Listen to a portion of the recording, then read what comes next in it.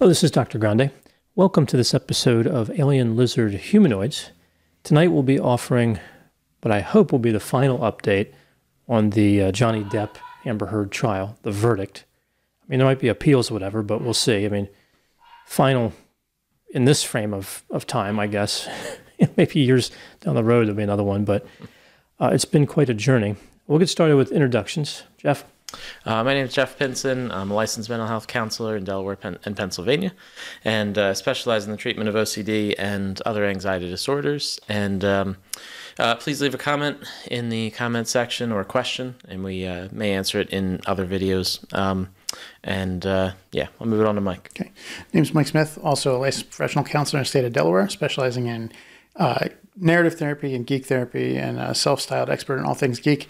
We didn't pick jobs for this particular video that we had wanted to do in the past, just because this is our third video on this particular case, and we're just kind of running low on things that we wanted to do to draw from this. So we're so done with the trial, we're done with the jobs. Oh yeah, done with our jobs. Just I wanted to be a counselor.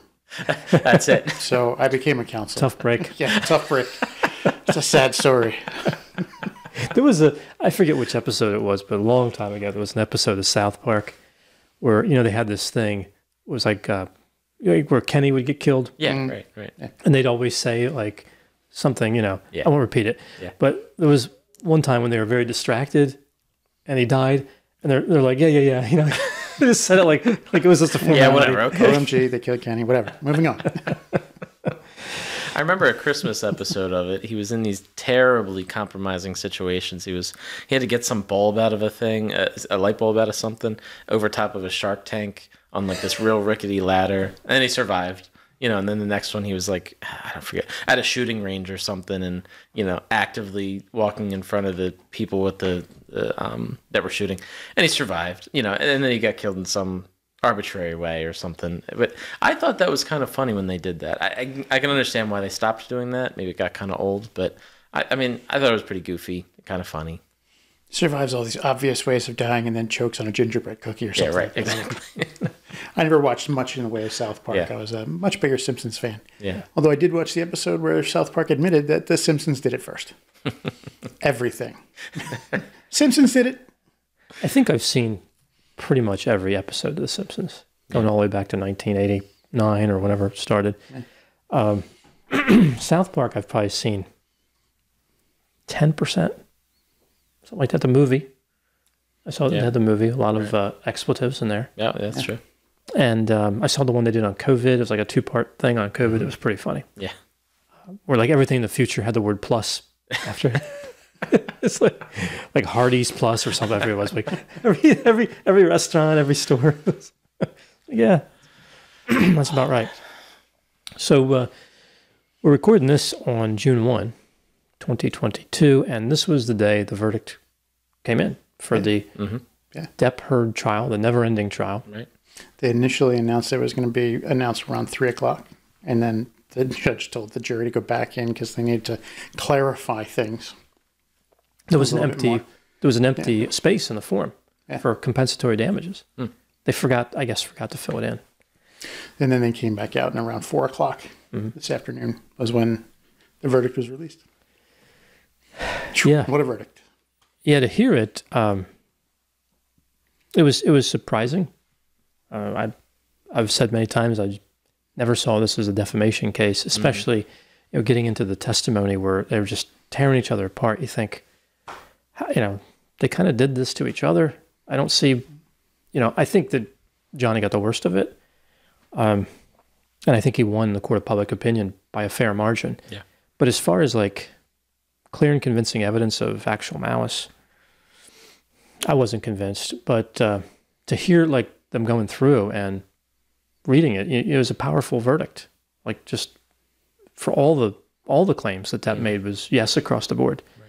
And then I was not surprised when they started saying no on Amber's claims. Right. But then they gave her one like in the middle. Mm-hmm. I was surprised by that. A little freebie there. Yeah. Yeah, off of a statement. I mean, I don't think that makes any more sense than Depp's victory, but off of a statement that his attorney made in a conspiracy with him. Mm-hmm. Okay. I mean, I think that I'm not a lawyer, but in terms of looking at the history of defamation, it didn't seem to rise to that level. And it's not just a defamatory statement, was there actual damages, right? There has to be a loss. Mm-hmm. And, plenty of people testified that Depp destroyed his own career.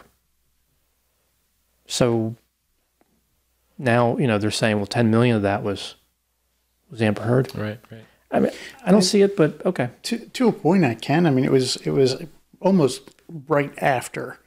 2 days, yeah. It was like right after the London case where Warner Brothers was just like, we're taking you out of the Fantastic Beasts franchise. Yeah. We don't want you in there at all anymore. Which that movie that he didn't get a chance to play that character in just came out on HBO Max the other day. I watched it. Right. It would have been better with Johnny Depp in that role. Yeah, I thought you were talking about the Pirates 6. It was like 2 days after the op-ed came out. But it was the Fantastic Beasts. Yeah. He played Grindelwald in Crimes of Grindelwald, and then The Secrets of Dumbledore. He would have been playing reprised that role, but Warner Brothers cut ties with him. Yeah, I mean, he had a lot of behavior before that I think one could argue contributed. Right. But he had those behaviors when he was playing Jack Sparrow to begin with. That's a good point. So right. For Disney to lean on, it was the drugs and those other behaviors. He did like 5 other movies while he's just doing the same thing. Yeah. There's got to be a different reason for that. Yeah. I mean, look, there's a lot of ways to interpret the evidence. And, clearly that jury, I think they were sold on the idea that Depp was wronged. Mm-hmm. And they saw it as a pretty significant disparity.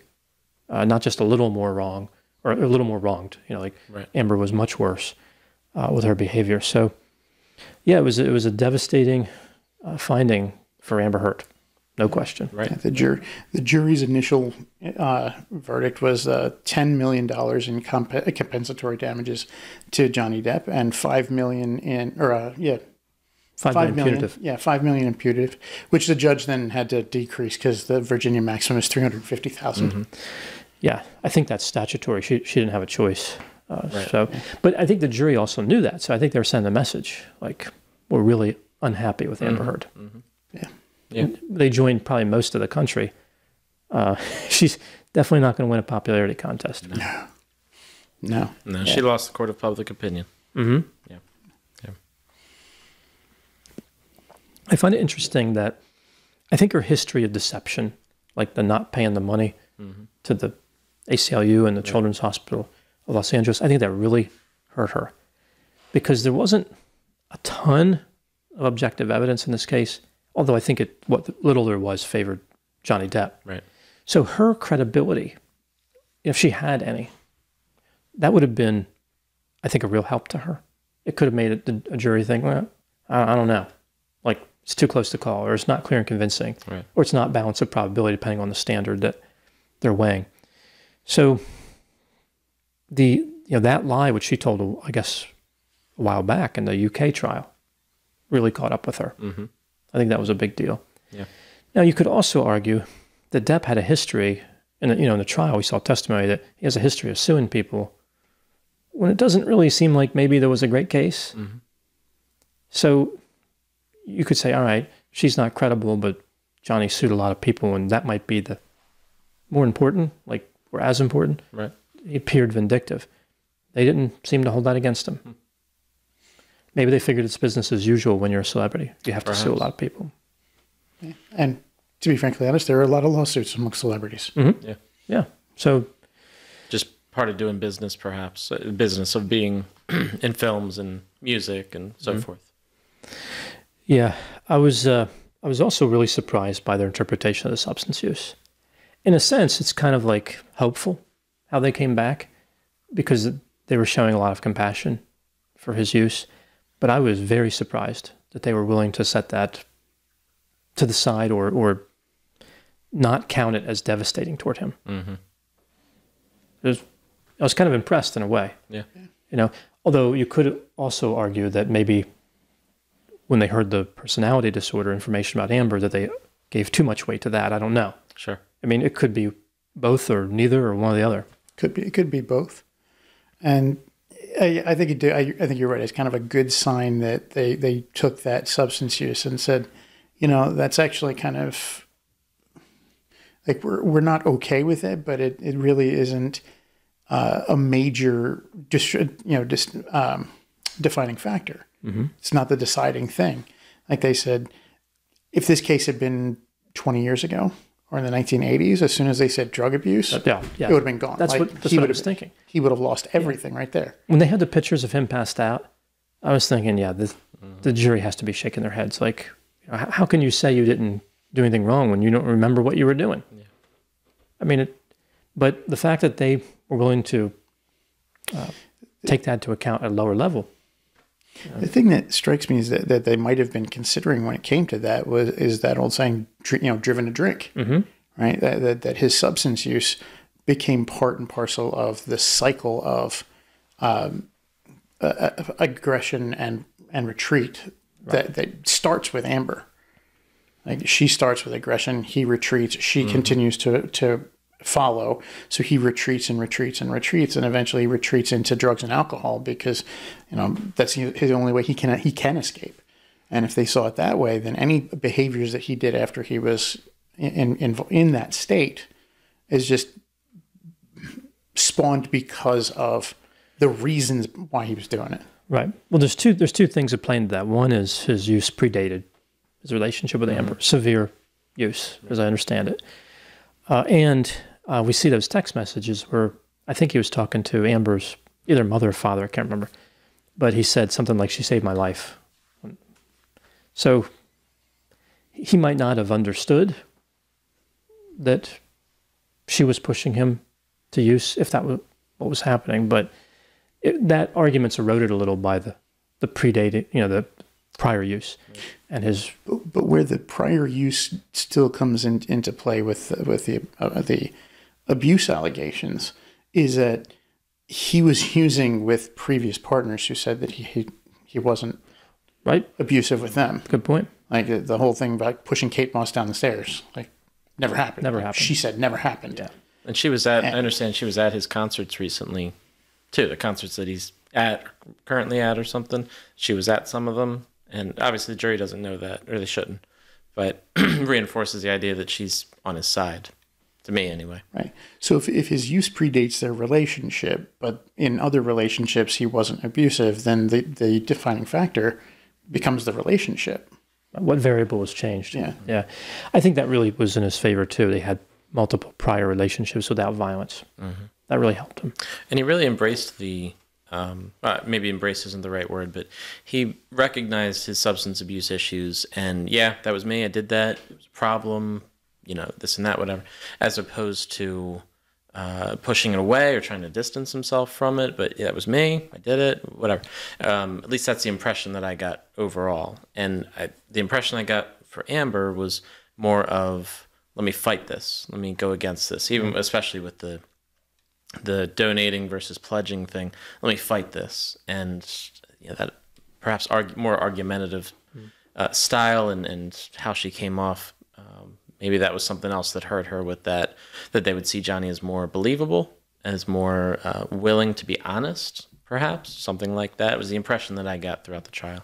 I think he hedged a little on the substances. We talked about that before. Yeah, we talked about that before. Yeah. Like he definitely minimized by like making himself much more vulnerable than other people. Like other people use drugs. I need them. Right. I need. It's my pain. My pain is so great, and I need these. So that's minimizing. It's a minimizing statement by kind of maximizing his need for it. Minimizes the disease of it. It's no different than other people I've worked with substance use issues. Mm-hmm.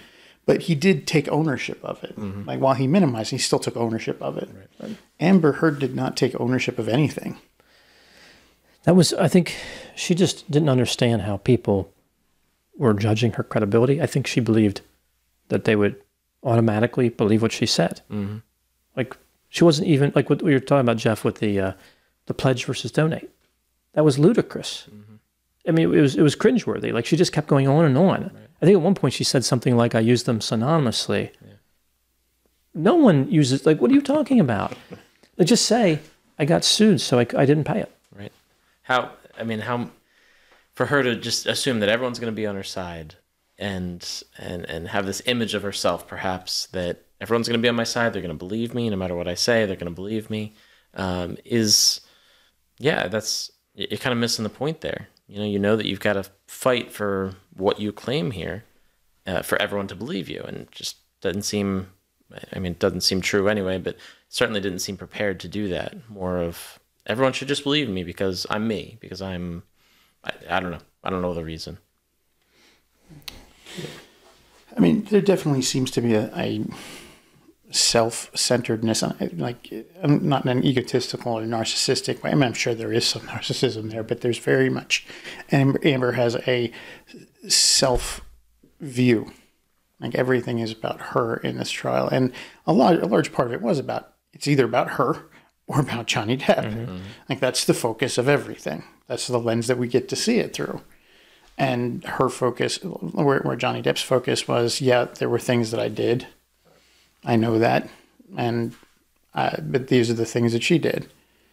Amber was completely like, I'm innocent and he's a monster. Yeah, and she essentially said that everybody who contradicted her testimony was incorrect or lying. Yeah.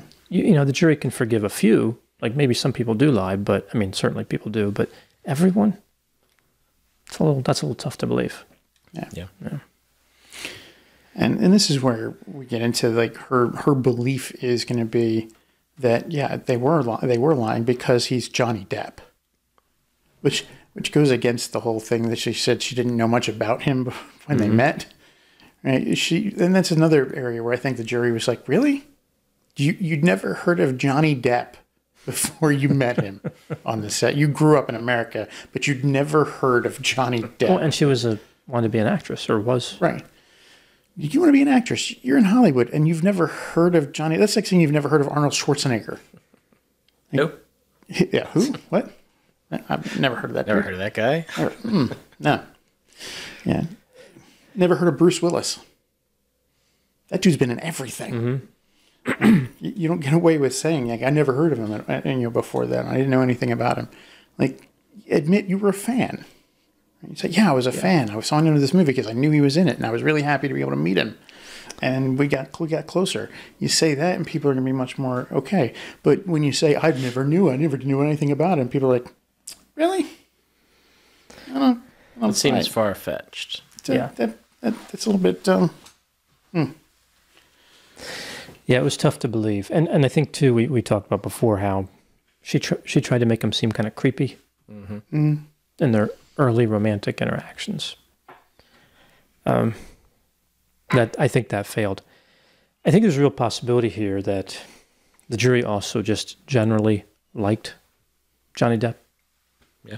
And Amber Heard with the fake tears and some of the incidents, like the pillow incident with the deposit, and the recording where she said something like, tell him, Johnny, tell him you're a victim too, or something like that. Remember that?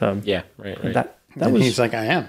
Mm-hmm. It was a good response. Yeah. It was a very good response. It was an owning response. Like, he owned it in that moment with her. Mm-hmm. And then again on the stand. He didn't try and minimize it. And I think that's what she expected when she asked the question, or said, make that, tell him, are you going to tell him that you're a victim? Was that, here's this guy, man in America. Of course he's not going to admit that he's a victim of domestic violence. But so when he said yes, I think she had nowhere else to go with that at all. Mm-hmm. Yeah, I think as far as the objective evidence, in Amber's favor, that was that video, right? The video of Johnny Depp hitting the cabinets and all. Mm-hmm. And I know there's these stories about, like, there's more to it, and there was evidence that was not permitted in the trial, but only what came in can be considered by the jury. Right. So, if she really did laugh afterward or whatever, okay, maybe, but that was not in. That was not allowed in. And then you see these rumors that there's a video, or I guess an audio recording, where she admits in some way to the finger incident. Maybe there is or isn't, but if it didn't come into the trial, the jury didn't see it. Right. Right. So yeah, In that particular the slamming kitchen cabinets video, that's where I kind of see where it's the cycle of aggression and retreat becomes substance use, because in that video she said, "All I said was I'm sorry for the stuff from last night. That's all I said was I'm sorry, and you just went off like this." And that, to me, I was like, well, why did you even have to say anything? And he's slamming around and I think we talked about this in the first video. He's slamming things around and getting upset because you brought it back up, and it was supposed to be settled. This is again a manipulation thing, but that was that was admitted in a trial that was played for them. And I think the jurors might have been able to see the same thing. It's just sneaky making the recording too. Yeah, it just seems like he was being set up. But still, I thought that would. It happened a little early. It's not like the cabinets were already ripped down off of the thing when the recording started, and she starts it out with, "I'm doing this because you're doing." No, she set it behind things. She hid the thing. Yeah. She's trying to stay super calm through the entire thing while he's slamming things. I think that played to the jury as well. Because like the attorney trying to be like, well, don't you admit that slamming things and calling names and screaming can be abusive? And Johnny's like, yeah. But then you hear Amber's heard it and they're just being like, Johnny, you just need to calm down. Like, she's completely calm through that entire recording. She's not like, I need you to calm down. She's not like on edge or seemingly freaking out. She's just like calm. Like one might be if they were in a situation with that they're in control of. Right. Yeah. Yeah, so Johnny managed to escape that too. I think that was part of the objective evidence that really would have hurt him normally. So he really did dodge, I think, a number of problems, and Amber kind of ran headfirst into her liabilities. Yeah, I mean, the relationship was toxic no matter what. There was abusive behaviors from both sides towards each other. I don't know how to see it any other way. But it seems that the jury fell on the side of, well, Amber provoked it. Right. Like not in that sense of, oh, she's a victim and he's an abuser and he just, anything she did provoked it. Like, they saw that she manipulated him into situations in which he would react that way. Like, kept pushing and pushing and pushing and pushing and pushing until he did, while he was actively trying to retreat away from it. That helped him a lot too, because that was supported by a few different pieces of evidence. The idea that he was trying to get away a lot of the time. I think that made a big difference. And it's very powerful in the one where he said, how many rooms, how many bathrooms did I have to go into? And she's like, 5. Like, she counted. She knew that she was chasing him through this house, trying to get him to be confrontational with her. Would she say that you just keep running? Like, we try to talk or something, you just keep running? He's like, yeah, I do. That's what I need to do. Yeah. Right. She wanted him to stay and fight. Right. She was, kind of looking for that reaction, and his lack of reaction was really supported by most everything we saw in the trial.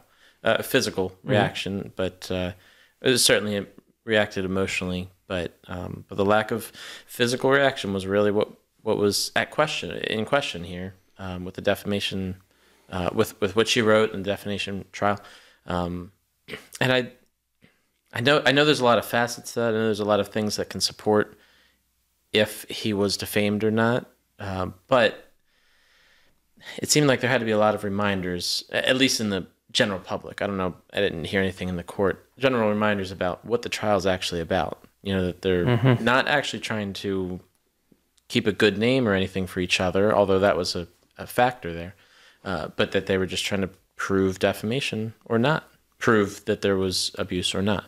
And it was interesting because there was obviously just so much to this trial, so many things brought up that factored into it. But, of course, if they were not famous, the trial probably would have been, I don't know how long, but much, much less time, because they wouldn't have included nearly as many things. There was a lot of testimony introduced that I just kind of was shaking my head, like, why do we need to hear this? I mean, I get it, like, a small part, but at some point you have to be able to cut things out and say, no, Like, not everything makes into the movie, right? Like Right. even good scenes sometimes have to be set aside. Oh, well, when they make the actual movie, they're going to cut a lot of that stuff out. Yeah, you won't see some lawyer, like they have lawyers up there testifying about how, their careers are impacted, but it was like 10 times longer than it needed to be. It's like the whole life history. Like, well, when I was young, I always wanted to be a lawyer, and like, it doesn't matter. It really doesn't. Like we didn't need to know all about her modeling career and all the like. We say, okay, she started as a model. She turned actors. She had some roles. She met Johnny Depp here. This is the beginning of our story. That's all the background we needed. We didn't need a few hours of her talking about the modeling career and the Horses, early roles and her horses. father and the horses, and yeah, doing 10 auditions a day, which seems like a lot. 10?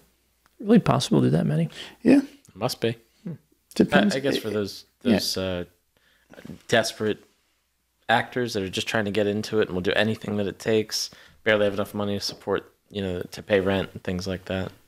It depends, I think, on whether it's for the same studio. Like if you're on the lot, you can audition for a bunch of different roles because you're just like, okay, I've got an appointment here, and then across the lot on this building, and then over in this building, and sometimes they're all in one building. Mm-hmm. It's just auditions, just different this office, and then down the hall to this office, and down the hall to this office. So yeah, there are some days when you could do 10 if you've got them all lined up in appointments. If you're just going for open casting calls, you're maybe doing 1 in a day. Right. Because you're waiting for hours. Because you're waiting. You're in line, waiting, running lines, trying to be ready to step in that room. Mm-hmm. Mm-hmm. But at that point, she had something of a name enough, an agent enough to be able to set her up with things. But again, we didn't need to know like any of that. Mm-hmm. We didn't need to know about the 10 auditions a day. Well, I think she was trying to prove that her work ethic was comparable to Depp. Because he clearly, early on, put in an effort. Mm-hmm. And I guess she wanted to prove she was also kind of a real actor. Yeah, I gotta say, who would play Johnny Depp in the TV movie? Mm-hmm. Rob Lowe. I think he could pull it off. Mm-hmm. Yeah, Rob Lowe. Or Dean Cain. He could do it. I never thought he was a great actor. Rob Lowe's pretty good though. Yeah, Rob Lowe probably could pull it off. Was Rob Lowe in? Was he in Wayne's World? Yes. Yeah. Okay. Yeah. Maybe Depp just plays himself. Like plot twist, he just plays himself. Plot twist. No, he should play his own lawyer. That's right. He should be like the bailiff or something, right? There you go. Just makes a cameo and he just kind of, waves in the corner. We had unless there's something else you were going to say, Dr. Grande, but we had comment that I thought was applicable, interesting, plays right into what Amber said right after the trial as well, that she's disappointed and now she worries about women being believed when they bring these kind of allegations. So the comment was, do you think this trial will impact the Me Too movement and women being believed? There was a reply to that, follow-up. Will there be a Men Too movement after this, like a men's version of that?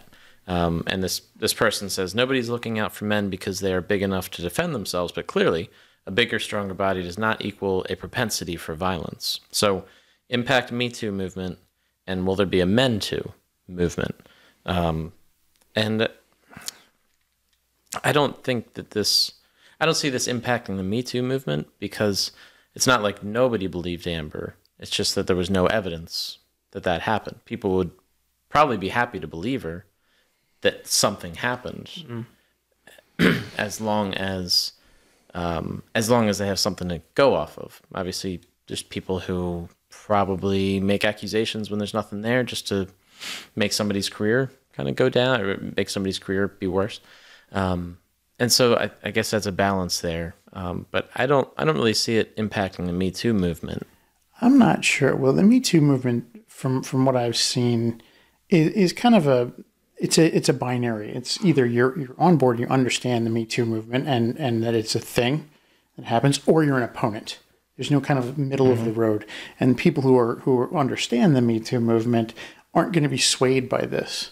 But it is going to kind of try and give the people who are in opposition to it more ammunition. And they're going to try and fire it. But I don't see it really changing anything as far as that goes. When you accept that there is a disparity in the amount of sexual aggression from men towards women versus from women towards men, then we have to accept that it happened. These are things that happen. It's the reality of the world that we live in. Mm-hmm. It is unfortunate that it is, and knowing that means that we have to start monitoring the behavior of the aggressors in the situation. I don't really think there's a need for a Men Too movement, though we do need to recognize that it does happen to men as well. Yeah. And it is something that's very important. Domestic violence and sexual harassment in the workplace, those are things that do happen to men from women. Mm-hmm. And yeah, a lot of the times it's laughed off. It's dismissed out of hand and just pushed away. But it's not something that we should be pushing away. But I don't think that it's to the level of requiring a movement to be able to address it. And I think we need to have some advocacy for it. I think we talked in one of our previous, in the first video, about advocating for men and true victims. Mm-hmm. But a Men Too movement seems to be very much along the lines of the men's rights advocacy, which is not a thing. There are men's rights advocates out there. I think what happened here, and Amber might have got caught up on this. So the Me Too movement started like 2006, but then it was a post in like October 2017 that like lit it on fire, right? So in December of 2018, and in the months preceding, when in theory Amber would have been forming this idea for the op-ed, the movement was being received pretty favorably. Mm-hmm. I don't know if it was the height of the movement, but it was close to it. Sure. And unfortunately, there was a slogan in that movement that I think got misinterpreted, which was "Believe Women," which was supposed to mean take accusations seriously, right? Like believe that it's likely they're telling the truth. Sure. So let's do a proper investigation every time. Yeah.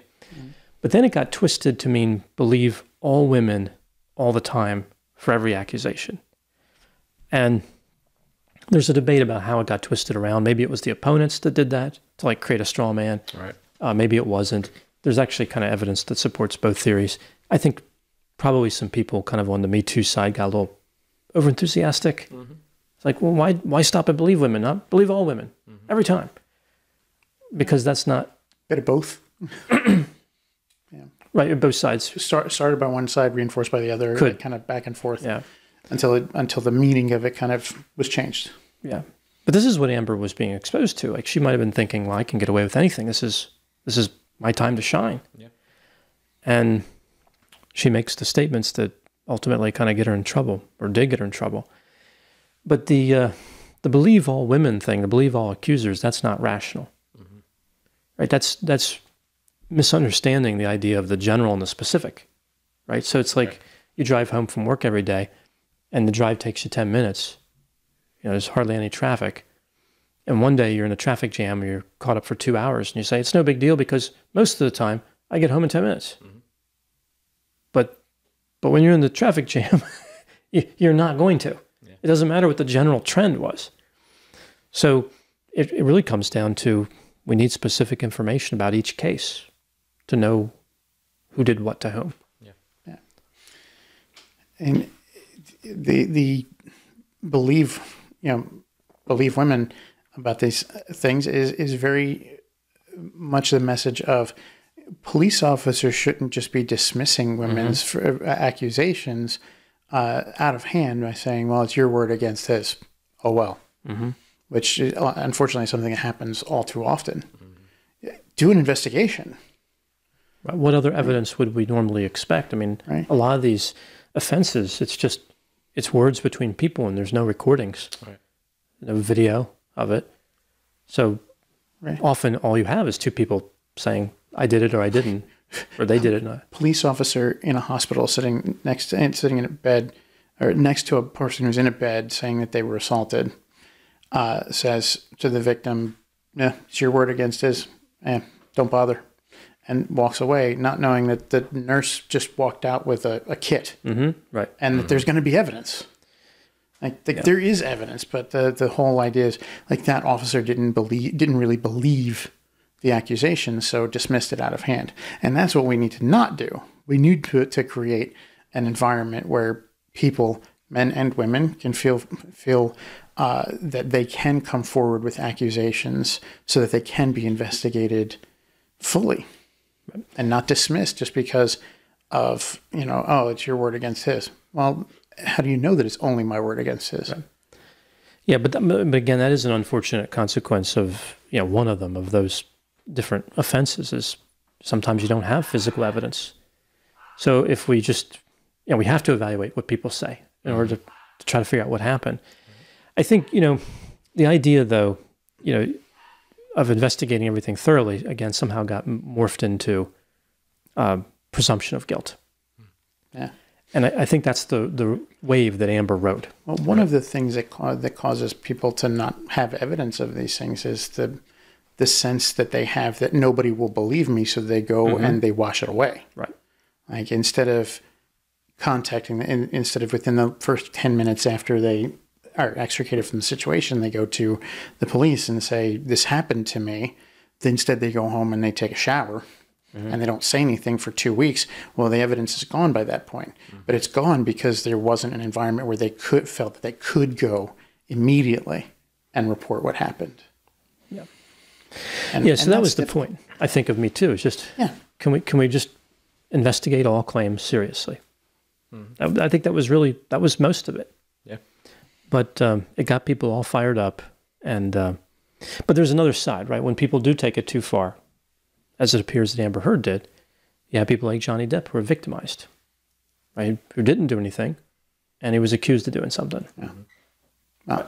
Right. There were things that were done. He did things, but he didn't do the things that it was intimated that he did. Exactly. That she inferred. Yeah, he wasn't an angel. She didn't name him in the op-ed at all, but it was clear who she was talking about. Yeah, so I think another thing here that's tricky about this is that, the law is technical. It's decided on technicalities, right? You have to reduce everything to something you can measure and decide on. Like it was 42 questions or something that the jurors had to answer. Yeah, it got reduced to 42 zeros and ones, right? Everything's a technicality. Technically, Johnny, I think it's fairly likely that technically at at least one point, he did do something, right? Financially, emotionally, maybe not physically. I don't think he did physically, but something that you would consider that could make Amber a victim. Sure. And I really thought the jury would kind of appreciate that argument. They didn't. And that's their choice, but I thought that would be a convincing argument. Like, okay, look at all these recordings, look at all these statements. It's plausible that he did something one time. But I think they were looking at more the larger picture, like was there a pattern, or maybe they just looked at physical and sexual and not considered emotional and financial and other types of mistreatment. So it gets into a tricky area, though, because what needs to happen for you to be able to call yourself a victim? I mean, that seems like it's setting the bar kind of high, right? Like Amber clearly, I think, was a victim, but she has a point if she's saying she really couldn't call herself one. I don't know if she really said that, but I mean, it might be an argument that she makes now. Right. So I think it would be a decent argument. I mean, so now you can be the victim of something and you can't say that. So it does it's a delicate issue because it gets into freedom of speech. Given the statement that she made afterwards, she is still saying that she's a victim. Oh yeah. Okay. Yeah. I mean, she maintains her whole. She maintains that her story is absolutely 100% accurate, and that she's heartbroken that the mountain of evidence still was not enough to stand up to the disproportionate power, influence, and sway of her ex-husband. and that she's more disappointed the verdict means for other women. It's a setback, and there's all things she was saying, but she's still on the side of I'm the victim here. Yeah. And technically, I would have to say that yes, she is a victim. Like, I believe you're right. Like, all he has to do is one thing, and she becomes a victim. But what's the proportion of victimization? If she does 99 things to him and he does one thing back to her, where do we draw the line? See, I would argue they're both victims. They are both victims at that point. And she didn't tell the whole story. She didn't say, I'm a victim and Johnny's a victim. Mm-hmm. She said, I'm a victim. Yeah. But that was not a false statement. I guess is where I get hung up. It is a technicality, but again, the law is a group of technicalities brought together. I mean, and I think where the jury may have been thinking was, like, there's so much preponderance of evidence that she was victimizing him, that it not negates but kind of explains, right? If you're poking a dog on the side and it starts growling and you keep poking it and keep poking it and keep poking it, when it bites you, you shouldn't call it a bad dog. you can't be a victim of the dog. You can't be a victim of the dog at that point, because you're the one poking the dog. Like, you're pushing and pushing and pushing. And I think that's where they were going. Like, if she's the victimizer, if she's the abuser 9 times out of 10, and then, you know, that one time that she becomes the victim, yes, she technically is a victim, but is that really not? Is that not just him responding? Is that he's finally snapped and is fed up with it? I mean, this is where we get into kind of the battered spouse thing in criminal charges. Like, yeah, sure, you shouldn't immediately shoot somebody if you're being abused, but it's very difficult to leave that situation. Incredibly difficult. And so often the first sign we have from the victim that they have exhausted every opportunity to try and get away is when they pull the trigger and kill their spouse who's been abusing them. That makes the dead person a victim, but we understand that the perpetrator was driven to that by years of abuse. But most of the time we would convict the perpetrator either way. Yeah. Right? Very often, but there are a number of people who have been seen as self-defense, mitigating for that, mitigating circumstances, and have been acquitted in that situation. Well, it makes you wonder what you would do in that situation if you were being abused and then you just couldn't take it anymore. Everybody, of course, would like to think, no, I wouldn't fight back. I wouldn't do anything back. I wouldn't have any kind of emotional reaction or anything. But, you know, of course, at some point, somebody's probably going to. And maybe that's why Johnny won, but Amber still got some money. You know, they believe that she was defamed a bit, but still they're like, all right, you know, he won, but he was also at fault a little bit. Maybe that was a part of the thought process. Yeah, I think they couldn't just give Amber nothing, because there was that one time out of 10 where Johnny was the aggressor. They had to admit that was a thing, so they awarded her with $2 million in compensatory damages. But they gave her nothing in punitive damages, absolutely nothing. No. And the message they sent was clear that they were on Johnny Depp's side on that. Yeah. On that. Yeah. And I don't think it would necessarily had to do with the power and influence and sway of Johnny Depp. I really don't think they were that starstruck by him, and he didn't bribe them all to get on his side. He was up there. He seemed to be honest. He seemed to be engaged with the process, and I think they saw that. No doubt it's a massive win, and it kind of supports this narrative that he married somebody who mistreated him. He tried to endure it. He tried to cope with it. Maybe alcohol and drugs was part of that. He retreated. You know, he'd been chased through houses. He did some bad acts, but he was mostly the victim. I think that, he did a pretty good job at establishing that in their minds. And I think, even though I don't agree with the defamation part, I agree that he won. Like, he proved his point. I think the whole point of this was, I'm not guilty, right? Like, the wrong narrative got loose. I think he he proved that. Yeah. I think people believe that he's not guilty. I mean, his career should come back. He's a hero to many now. I think he'll see a resurgence in his career. I don't think that Disney will ever have him back. Mm-mm. He's not going to get the Pirates franchise back. I don't think Warner Brothers is going to have him back for any of the Fantastic Beasts movies, but it's because they've already moved on with a different actor.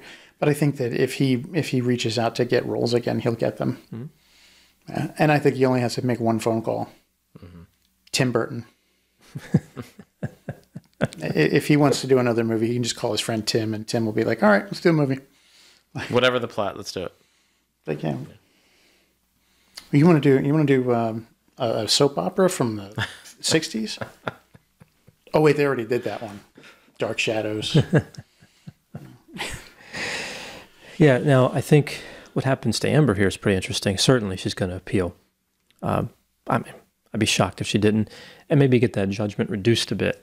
But even if that happens, I mean, it's starting off at $8.35 million. Her net worth is not there, right? Mm-hmm. Like, right. You know, according to one of the websites that tracks celebrity net worth, her net worth is currently negative $8 million. Well, the trial also cost her, I'm guessing, several million. I thought I saw one report that somebody estimated $6 million, but I don't know if that's close. But it's several million. Yeah, I don't know whether that particular website is taking into account the is that before the findings here, or I mean, did she have $350,000 left and then got this $8,350,000 and now she's negative $8 million? I don't know. I wasn't able to find that on the website, but it's bad for her as far as it goes financially. Like she may have to declare bankruptcy. Yeah, it seems she would have to do a lot of really big movies in order to get there, and I think her career is pretty much done. Yeah, I don't see her coming back. Whatever happened with the Aquaman 2? Oh, she's in it, but a reduced role or something. Yeah, I think they've reduced the amount of screen time that her character's getting, and we'll see if they don't go back and do reshoots. I was going to say you're going to see like a fish, like when her character comes like a fish. Like, I can't see who is that. There's like a fish in her face. It's like drawn in, right? Like they'll just go back and reshoot like every scene with a different actress and just pretend that she was never even in it. I don't know. They've done it before. Hollywood in general has done it before. Mm-hmm. Like, oh wait, we can't have this person in there, so let's reshoot everything. Yeah. Yeah, I think that the other, the people that dropped him, there were other reasons for dropping him in addition to whatever happened with Amber Heard. So I would agree they're not going to take him back because they remember what actually happened. Yeah, right. But I mean, separate from the trial stuff, right? Yeah. I mean, the fact that he won this big and publicly, if it was just that, I think that Disney and Warner Brothers would be willing to consider it in a year or two. But the fact that so much stuff about his drug use came out at the trial is one reason that Disney will just be like, no, thank you. Mm. We do not want you to be the face for our kids. Yeah, it's like there's morality. Disney has a lot of morality clauses, and they won't hire anybody who's a convicted felon. If the only person that's ever gotten away with that was Tim Allen. Tim Allen had a criminal record before he did the Santa Claus. That's something to do with drugs. But he was was popular enough that he was able to leverage that, because that was late 90s, early 2000s. Like Home Improvement was still one of the highest rated TV shows on television. But they were able to parlay that into that movie, even though Disney doesn't hire actors with criminal records. He was still able to get it. I think they'll look at Johnny Depp and be like, no, for the same reason. Like it's a morality thing. Mm-hmm. Did Tim Allen, did he have a felony? I don't remember what the. I know he went to prison for jail or prison for a short time, but I think it was a short time. But I didn't know if he was actually convicted of a felony. Let's see. Yeah, he seemed to turn his life around either way, though. Yeah. Yeah. It was a DUI in Michigan. Oh, that's all it was? Yeah. I thought there was some type of drug. Did something with the drugs, like not driving, something else, but maybe there wasn't. Yeah, well, yeah, apparently. Oh wait, possession of over Drug trafficking. Yeah, I think that was he did plead guilty to a felony. All right, yeah. So drug trafficking is pretty serious. Yeah, in 98, that was before his 98 DUI. In 1998, he was drinking and driving with a 1.5 blood alcohol content, or 0.15 double blood alcohol content, nearly double the legal limit in Michigan for driving. But yeah, he had drug trafficking charge that he pled guilty to. Spent 4 months in federal prison. Yeah, that's pretty serious. Yeah, yeah, it's definitely a felony, and but Disney was still like, yeah, but it's Tim Allen. But it's Tim Allen, and we can make a ton of money off of this. He clearly hid that well enough, or kept that out of the public well enough that he was able to still build his career very well. A lot of different movies, shows, and so forth. Yeah. Yeah, Santa Claus or something, right? It was a Santa Claus. Couple of those, and voicing Buzz Lightyear. Toy Story. Yeah. Yeah, so he turned things around pretty good. But yeah, so Disney, they have a different, I think, perception of those pictures where he was passed out. Didn't he say he was sleeping in some of those? Is that what he said on the stand? Yeah. I mean, sleeping, passed out. There's a fine line. Sure looked like it was they're both sudden. They're both states of unconsciousness. It's a sudden movement from waking to non-waking. It didn't look like a prepared sleep scenario. Right. Well, unless he can just sleep anywhere. Narcoleptics can. People with narcolepsy, they can just fall asleep wherever they happen to be. I've been known to be able to nap really quickly. Just wow, I'm really tired. Not while I'm driving or anything like that, but in my office when I don't have a client, and I'm just like, wow, I need a nap. I'm out. Johnny Depp might be one of those kinds of people, and she's like, I need a nap. I'm surprised they didn't try to make that argument. Have some kind of expert come in and tell him how he can sleep anywhere or something. I mean, if he's coked out of his gourd for like a few hours, he's probably just going to be like, hey, everything's great. Done. Coming down off that, yeah. Stimulants finally over. Body shut down.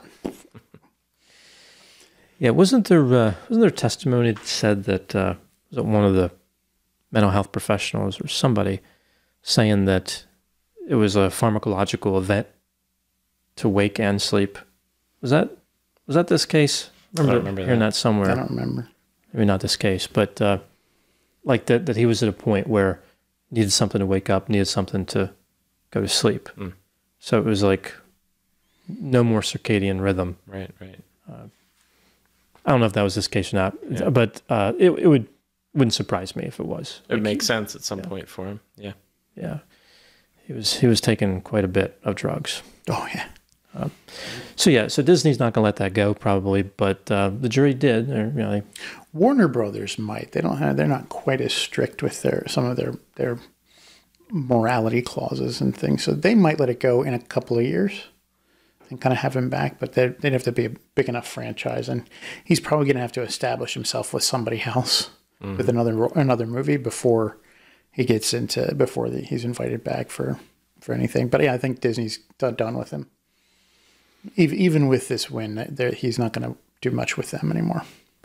Well, he said no matter if he won or lost, that he lost everything. He was devastated, and I don't think he's going to get any of the money.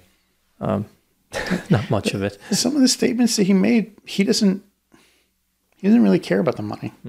It definitely was for him. It was getting his life back. More about the principle of the thing. He obviously doesn't need the money. He got his life and his reputation and a lot of support from a lot of people. Yeah, it was definitely life-changing for him, and I think a fascinating trial because we got to see inside the inner workings of this relationship, and it was very frightening. It's truly awful relationship. Yeah, you have two people who I think they both dropped out of high school, right? I think so. I believe that's right. Did. And worked their way up to multimillionaire status, and which is a very impressive accomplishment, even if you didn't drop out of high school. Right. And then they ended up kind of tearing each other down, and then it ends up in this award. It was, I mean, it doesn't seem like a fairy tale. No, no. Once upon a time is not at the beginning of this particular story. Actual mouse. Like, what? How'd that get in there? So maybe he's... And they all lived happily ever... Well, not quite. Maybe he's already anticipating not being able to get roles in movies or shows by doing more of the music. Mm-hmm. I don't know anything about his musical history, but he's appearing at concerts now. So I wonder if he's looking to embrace more of that and maybe get back into movies and shows at some point. Or maybe he's just going to ride this one out for a while. Who knows? But obviously he's got other outlets that he can use to make money or just to be out in the public eye. He might be leaning into that Dior thing, like the perfume. Right. And he's showing up at the concerts just to give out samples of the perfume. That's true. Yeah. Now, he's got more of those scratch and sniff cards. He's just handing them out. He's got them in his pocket. Walking among the crowd. Hey, you smell what's on? You smell the Dior? It's like the smell of Johnny Depp. The smell of victory. The smell of victory. Well, so this was, I think this was the most covered topic we've ever had, right? In terms of quantity of... Yeah, that's true. This is the most. I think the second most was Gabby Petito, which was, we were covering that kind of live, almost live as it was happening. But this is our third episode on this particular case, and I, for one, am looking forward to not talking about it anymore. Yeah, there's only so much that can be learned from these two individuals, right? I think that's one thing we've definitely seen. There was an interesting contribution to kind of see the inner workings and the details of their lives. It was frightening, and now it's over. But I do think there will be an appeal, and we'll have to see what actually happens. But I don't know if any of that really matters for the larger story, which is, this jury really saying that, I think what they're really saying is the bar is a little bit higher to be a victim than people might think, certainly than Amber thought. And falsely accusing people is very bad. Yeah. It's hard to argue with that. The second part, I don't know about the victim. It's difficult to say to somebody, you can't call yourself a victim. So I'm a little torn on that. But the no false accusation, that's a good message. Yeah. It definitely was a case of the jury definitely believed that Amber was lying, and that her the op-ed was not truthful. Yeah, well, and as much as what it was, like that her actions and her statements were untruthful enough that they impacted Johnny Depp's career and lost him roles. So in the balance of probability, she wasn't being truthful. And then I think the standard for actual malice is clear and convincing evidence. So not only was she lying, and she knew she was lying, but she did it to get at Johnny Depp. Like it was actual malice by a higher standard of proof. So they did not like her. No question. Right. No. And it was more than just, we don't like her as a person, because you can say, I don't like you as a person, and still go, but what you did was, you didn't do X, Y, or Z. They say, well, she did it. Like, we don't like her as a person, and she did this this thing that really was based on trying to hurt Johnny Depp. Yeah. And the only little thing they gave her was that Johnny Depp also had actual malice.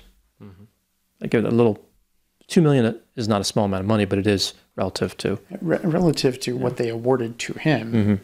And yeah, even though the Virginia law said that they had to cap it at $350,000, the fact that they still chose to put, after they'd been given that instruction, they still chose to set it at $5 million. Was a statement to Amber Heard. Yeah. So a surprising finding, and one that again, whatever happens on appeal, is forever going to be remembered as a huge Johnny Depp victory, and it was. No question. And this is one where we admit absolutely that our prognostication was wrong. And we were saying it was probably going to be a zero-sum Yeah, I don't outcome. know. Yeah, I mean, I did think that. So, yeah, we were wrong. But I still stand by, like, I never saw this as a defamation case. I still don't. It just, you look at, like, back at the history of defamation. I think it was New York Times versus Sullivan in 1964. That was the case where actual malice became the precedent. And the idea is that, freedom of speech is crucial. And that gets balanced against, like, the rights of public figures. Right. Like, public figures put themselves out there, sometimes involuntarily, but most of the time that's what they want. And it's a very high bar to defame them, right? You really have to be kind of out to get them, actual malice. Yeah. So I see, defamation in general is just, the cases are frightening because they attack free speech. Now, sometimes maybe, obviously free speech does have to be limited, but historically, I mean, juries haven't been big fans of defamation cases. It has to be pretty clear. This one was very murky. Right? This one had a lot of people testifying in different directions, and a lot of people weren't credible, and I just never had a good feeling that this actually reached the level of actual malice. Yeah. On balance of probability defamation, sure, but that's not the standard. The actual malice is clear and convincing evidence. So it's a high bar, and then you also have the damages, and you have two people that made a pretty good effort to damage their own careers. I was never sold on it. And I know that, like, freedom of speech is absolutely important. Freedom of the press, absolutely important. But this is another case that shows that, like, your words do matter, and that words can be hurtful and harmful. I mean, the Michelle Carter case was another one. Carter Roy, who was pushed by text messages, right, into terrible case, yeah, into death. That was terrible, and that was a criminal finding against her. And this was just a civil finding, but it was also the same, like, kind of words matter. This op-ed hurt Johnny Depp in a very real way. It hurt his reputation. It hurt many of his relationships. It hurt some of his friendships. People that he'd known for years had kind of backed off because they didn't want to be associated with him anymore. They couldn't afford to be associated with him anymore, because if they stuck by him, some of them were gonna lose their careers.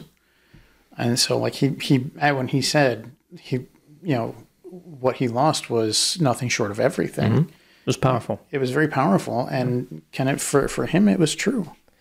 Yeah, I think the other side of it is, where I'm stuck is now people I think are going to be reluctant to say they're a victim, and maybe that's a good thing. I don't know. It just seems like in our line of work, we run into a lot of people that are victims. Yeah. And it would be strange and we don't give legal advice, of course, but, in the course of counseling, if somebody's like, should I call myself a victim? We'd have to think and say it, but think to ourselves, I don't know if you can, right? You need to call a lawyer. I would never have thought that way before. Like, you need to call a lawyer to decide if you call yourself a victim when clearly, because it's not about whether you were or not. Right. It's about whether you can prove it. And that, that's a problem I guess this trial settled. Now, in order to be a victim, you really have to have substantial evidence on your side. Just something being true. No, I'm not saying Amber's claim was true, but just something being true isn't enough if you can't prove it. Right. Yeah. I mean, if it's going into court, then yeah. I mean, if I'm sitting with a client and they say, I feel like I'm a victim here, I'm like let's explore what that means. What does it mean to feel like a victim? In what sense are you a victim?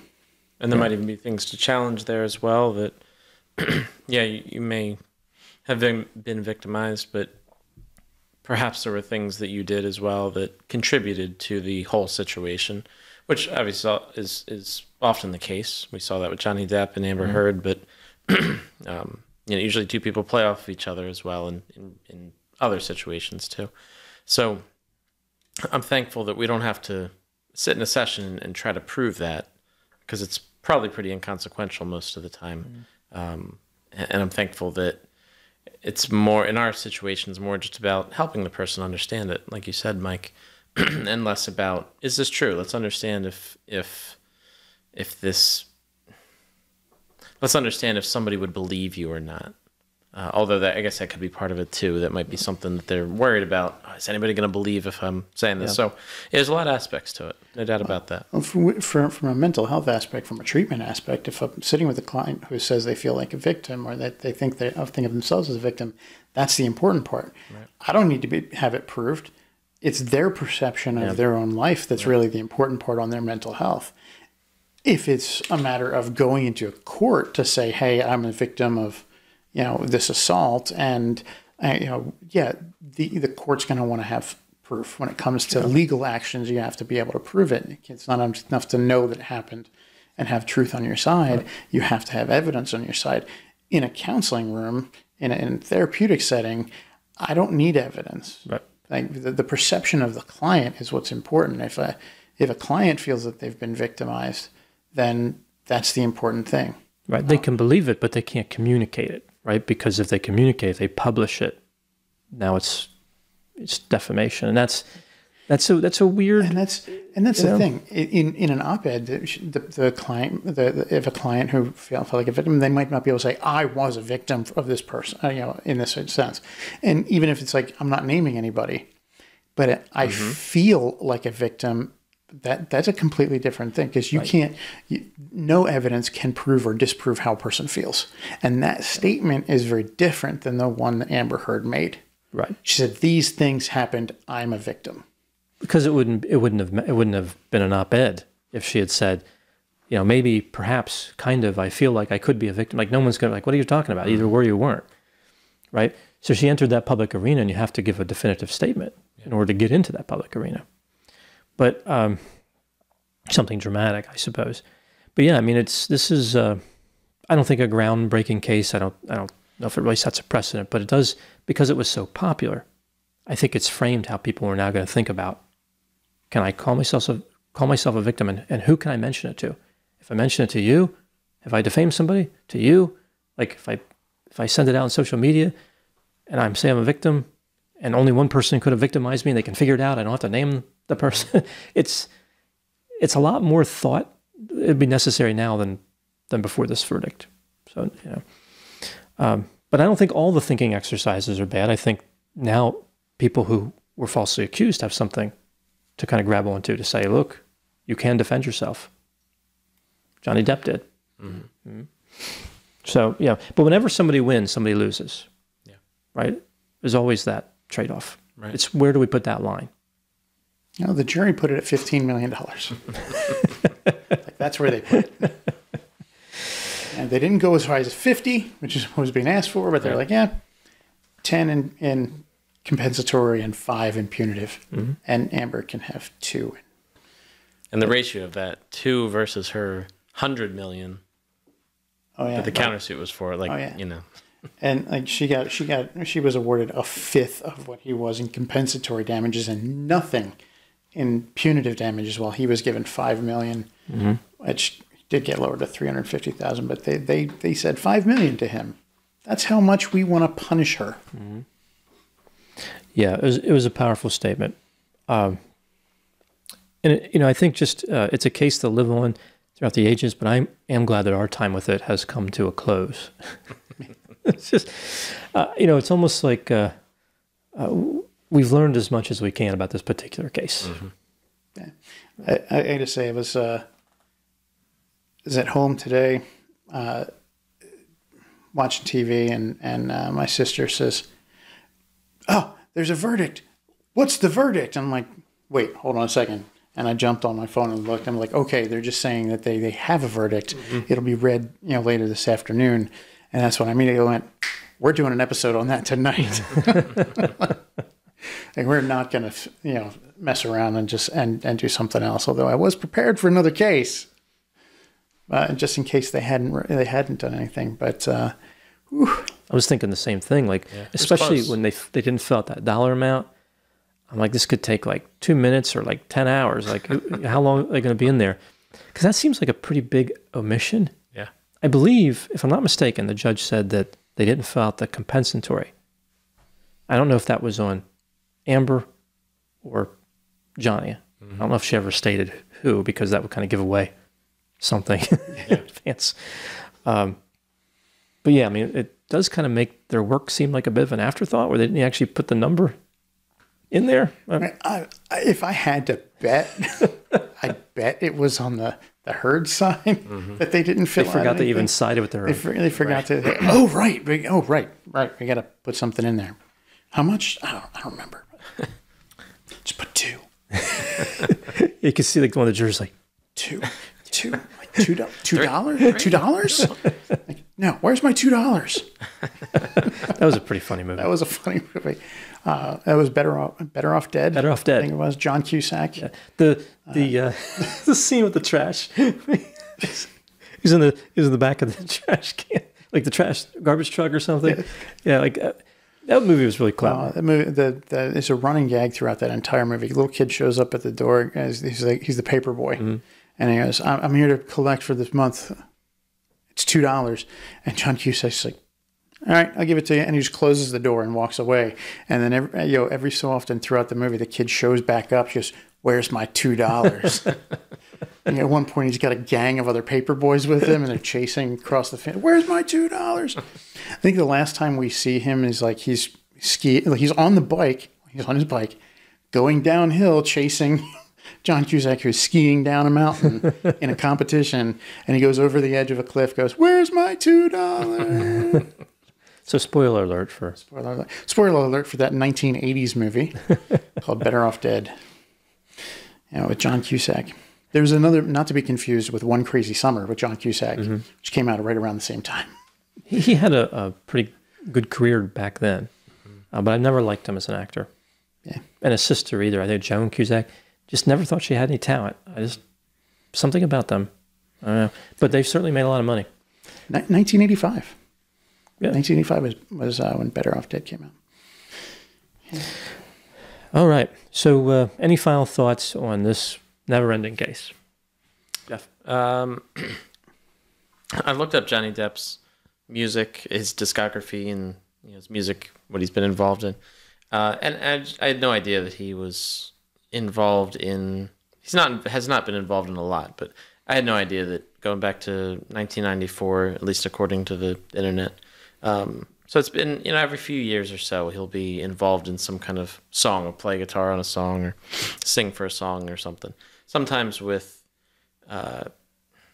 sometimes it's just a single that somebody put out, or it's part of a best of album, or it might be part of a soundtrack for a movie or something.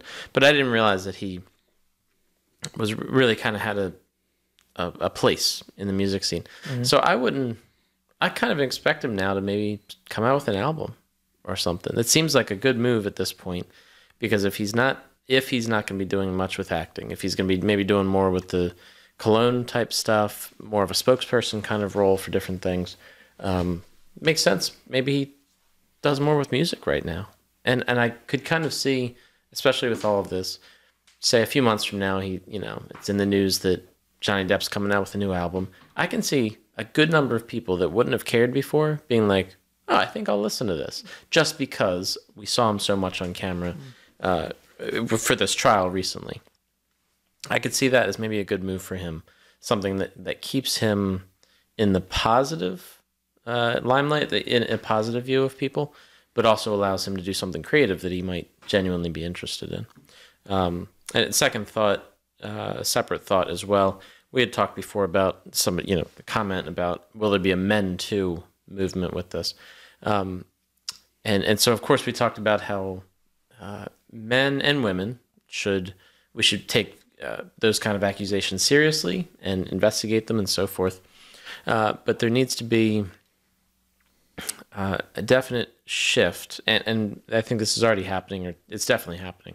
It needs to be a shift, though, of when we think of men as the victim, I think a lot of people have this image in their mind of a man being physically hurt throughout that. That this probably smaller in stature woman is hitting this larger man, and that doesn't compute for people, right? Like, how could the smaller person hit this larger person, and they just put up with it? But certainly that's not what happens. It happens, I'm sure, sometimes, physical abuse, but I think we would probably look more at emotional abuse or something else. And so I think it needs to be a shift there of abuse means many different things. And it may not be that image of what somebody has in their mind. So when you think of believing a man when they say they're a victim, you have to understand, we all have to understand, it may not be what you're thinking it is. It may be something deeper than that, which we may be a little bit more prone to believe with women as in general.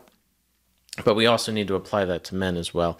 And so I don't think there needs to be a movement, but I think there needs to be some more understanding, some more learning about what that could actually mean in those kind of situations. Very good. Mike? Yeah, I do agree that we do need to be aware that victimization comes in many different forms. But I have to say, like, if it's, a 95-pound woman punching a 350-pound man, if he's just standing there and taking it, that's still abuse. Mm-hmm. Like, that's still painful. It's about the malice and the emotional impact on him rather than just the physical impact. I mean, maybe she's not breaking limbs and causing bloody noses, but she's, if she's jumping on his back and trying to beat him around the head, that's still abuse, and it's physical. Absolutely. Yeah. But there's also, situations where it goes the other way. Like, there are men who are, yes, they're male, but they weigh, 125 pounds, and the person that they're with is over 300, and they're being knocked down flights of stairs. Mm-hmm. But because they're male, there's a sense of I can't say I'm being victimized. And yes, there is a much greater proportion, I'm sure, of male victims, actual victims, who are being emotionally manipulated and abused. And part of the advocacy for real victims would be helping those men to understand that, yes, they are being victimized. Mm-hmm. Because some people just don't see it. That's just the way it is. It's just how our relationship is. Mm-hmm. Right. The yelling and screaming. She just yells and screams, and I sit there and I take it, mm-hmm. and I go to work and whatever. But that doesn't sound like a healthy relationship to me. It's not one where, you're having your side heard. It's not one where you're giving and taking and in equal proportion and have a healthy partnership. That sounds abusive. Mm-hmm. And helping men to see where they are victimized is very important. And I think that this case is going to help a lot of men who are in those situations to be able to say, hey, I am a victim. And I need to come forward. I don't think it's going to be a Men Too movement, but I do think that we are going to see a little bit more in the way of acceptability for men to say and be open with, I'm a victim of domestic abuse, mm-hmm. domestic violence. And it's a shame that it had to take something this public to do it. But if there's anything good coming out of it, it is that. I think that's my takeaway from it. And again, I'm also glad that we won't have to do another episode of Alien Lizard Humanoids on the Depp Heard trial. It's over. But this is another one of those cases, much like the O.J. Simpson trial. This didn't come down to the specifics of the case. It came down to a social commentary. Mm-hmm. The jury wasn't making a decision about whether or not actual defamation happened. They were making a decision on whether or not Johnny Depp had been victimized and was a victim of domestic violence. Right. And the decision that they showed was actually absolutely yes, that he was a victim of domestic violence. Like in O.J. Simpson, it was, what is the LAPD racist? Well, I could have told you that beforehand. Everyone should have been able to tell you that beforehand, but it kind of came down to, was the LAPD racist? Yes. Mm-hmm. And that was what the jury verdict was about. Trials take on a property was not always about the technical legal issue. Mm-hmm. Right, we've seen that. Like Michael Morton, right? He was falsely convicted. Right. Yeah. A lot of that was about some flowers he cut down. Right. Yeah. His behavior after the fact. Yeah, his behavior after the fact. The weed whacker and flatulence in a note. Like, he wrote about flatulence on a note. He must have killed her. Like, Like that's the evidence that they had in that particular case. But yeah, this case is taken, the life that this case is taken on was Johnny Depp a victim? And I think that it absolutely unequivocally showed that yes, he was. Mm-hmm. Yeah, I think one of the main lessons of this case is that you can be with somebody who has borderline personality traits and other cluster B personality traits, and that is bad enough to qualify to call yourself a victim. And you really are. Mm-hmm. You can get caught in a cycle where you're experiencing gaslighting behavior. You're dealing with somebody who's very narcissistic, self-centered, who makes up stuff, tries to catch you, like photograph you in your bad moments, right. And that makes you a victim. So I think in a sense, it's kind of a nuanced lesson where the mental health and personality factors are now taken into consideration. It's not all physically striking people. There's more to it than that. There really can be a psychological, emotional abuse that's pervasive, mm-hmm. Not just inconvenient, but pervasive. Right. And I think that's what we learned from this case. That was the lesson, or that's what people will learn. We already knew it was real, mm-hmm. But to a much wider audience, this trial reached millions of people, and I think that was an important takeaway. Yeah. So that's our analysis of the verdict for The Trial That Never Ends. I'm happy it's over. It's ended. Yeah, it finally ended. It's because there's a lot going on in the news and other areas that we need to explore. The probably more important things. Oh yeah. Right. In terms of kind of where we are, like on the timeline. Certainly, the Depp Heard trial was important, but its time's over, and there's more important things kind of moving into the viewfinder. Mm-hmm. Yeah. Some shootings and other terrible things have been happening. So. Yeah. We'll take a look at some of those cases. So that's our episode for the Depp verdict. Yeah, I got our new addition to the table here is a thing. It is for the Turpin case. I wasn't in the Turpin video, but I still felt I'd do this one.